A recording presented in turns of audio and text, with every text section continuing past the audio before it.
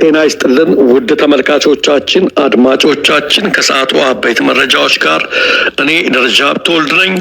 ያንቺ ካነሳሽ እንኳን ብንነሳ የሚገርመው ነገር እኮ ከጭንቀቱም በላይ ያ ሁሉ ሀገሩን ሁሉ በዛ ሚኒሻ፣ በዚህ ሰራዊት፣ በዛ ሰላም አስጠባቂ፣ ደንብ አስከባሪ ምናምን ብለው እናቶችን ሳይቀር አባቶችን ሳይቀር እያደረጉባት ባለው በዋና ከተማ ይልቅ በየዕለቱ ወንጀል መጨመሩ እኮ ነው የሚገርምሽ ማለት ነው።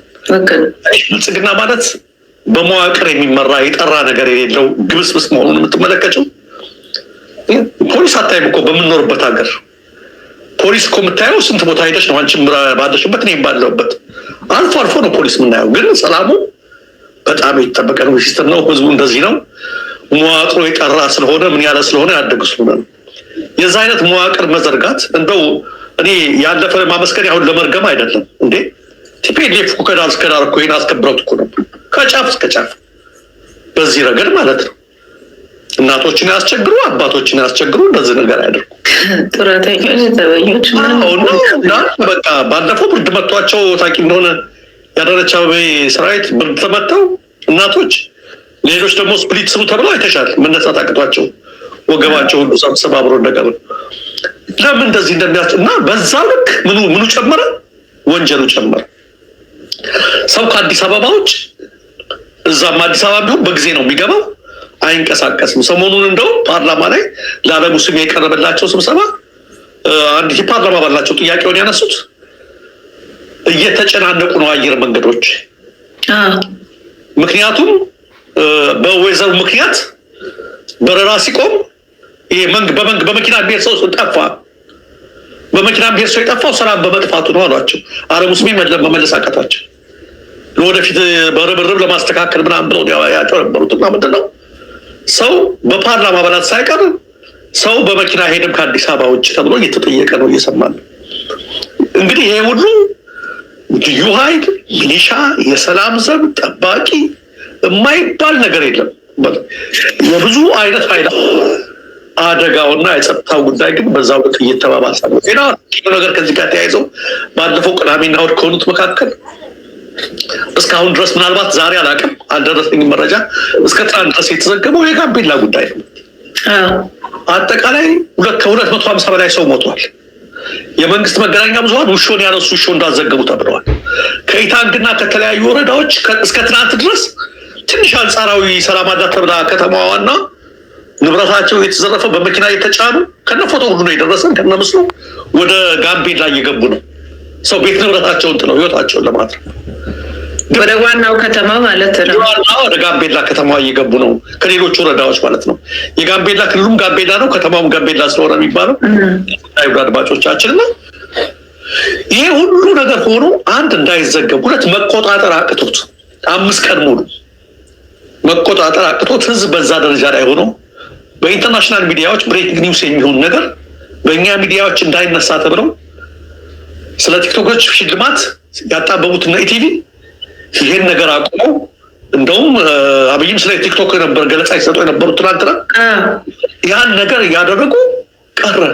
የገረመኝ ዘሴም ታይም የገረመኝ ማለት ነው ምን ያህል ውድቀት ደረጃ ላይ ውድቀታችን ኢኮኖሚ ከሆኑ ብቻ ሳይሆን ከአስተሳሰብ ድህነት ትልቁ ውድቀት እሱ ነው ይባላል። መቲና ደጋፊዎች አላቸው፣ ካድሬ አላቸው፣ አክቲቪስት ብለው ያሰማራቸው ኃይሎች እንደ ትልቅ ዜና እንደ ስኬት ሲያወሩ የነበሩት ማርኮ ሩቢዮ የአሜሪካ ውጭ ጉዳይ ሚኒስትር ኢትዮጵያ ወደ ጋዛ ወታደር እንድታዋጣ ጠየቁ አብይን በስልክ።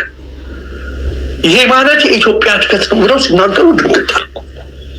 ኢትዮጵያ በሰላም ማስከበር ሂደት ተሳትፋ ታውቃለች። የተሳተፈችው አንዱ በኮሪያ ነው። አንዳንዶች የሚጠቅሱት በኮሪያ በደቡብ ኢትዮጵያ የተሳተፈችው አንዱ በኮሪያ ላይ የኮሪያ ዘማቾች ግን አገር ጠይቋት አይደለም።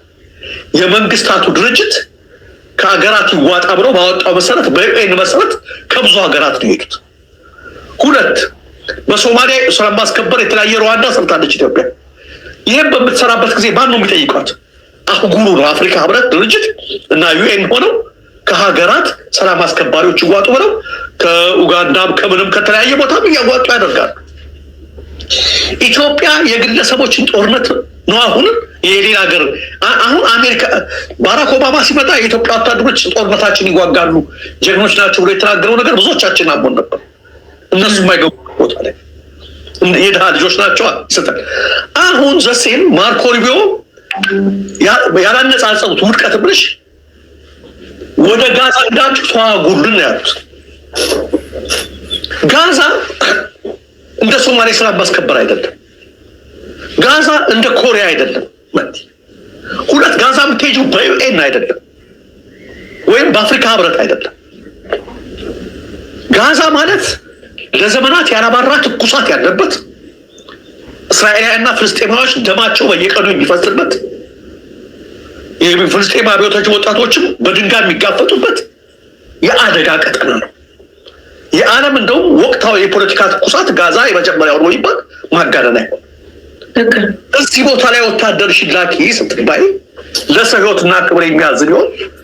አህጉራዊ ወይ ዓለም አቀፋዊ ተቋማት እስካሁን ጥሪ አልደረሰንም። የመንግስታቱ ድርጅት አባል እስከሆን ድረስ የአፍሪካ ህብረት አባል እስከሆን ድረስ በዛ የተወሰነ ነገር ካለ እንደ ሌሎች ሀገሮች እኩል ኮንትሪቢዩት እናደርጋለን። ሀገራችን አሁን ይሄኛውን ነገር አድርግ ስትባል እነሱ የተመለከቱት ምንድን ነው?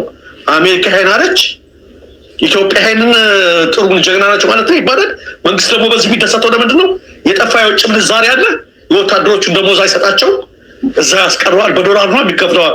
እንደ መንግስት መቆጠሩ ደስ ብሎት ነው እንጂ አዎ ያን ነገር ያደርጋሉ። ግን ቅድም የነገርኩሽ ጋር አነጻጽ ጋዛ እንዴት ተብሎ ደስ ያላቸው አገሩ ጋምቤላ ላይ የደቡብ ሱዳን አማጽያን መጥተው ገብተው ድንበር ሰንጥቀው ዝርፊያና ጭፍጨፋ ሲፈጽሙ ማስቆም ያልቻለ ኃይል እውነታዊ ነው። ትክክለኛ መሬት ላይ ያለ እውነታ በገዛ ሀገሩ ላለፉት 2 እና 3 ዓመታት የተፈጠሩ ጦርነቶችን መቆጣጠር ያልቻለ ነው። በአማራና በኦሮሚያ ክልል ያለው ሁኔታ ሁላችንም እናውቀዋለን። በትግራይ ያገጠጠውን ነገር እንመለከተዋለን። ያም አልበቃ ብሎ የደቡብ ሱዳን ታጣቂዎች ሰሞኑን ጋምቤላ ሄደ። የሀገርሽን ሰላም ሳታስከብር የጋዛን ሰላም አስከብራለሁ ብሎ መሄድ ለራሷ ክርስትና አልተነሳች ልታቋቁም መጣች ነው እንደሆነ ወይም ጸጉሯ ልትሰራ ሄዳ ነው ሹሩባ ልትሰራ ሄዳ ተላጭታ መጣች እንደተባለ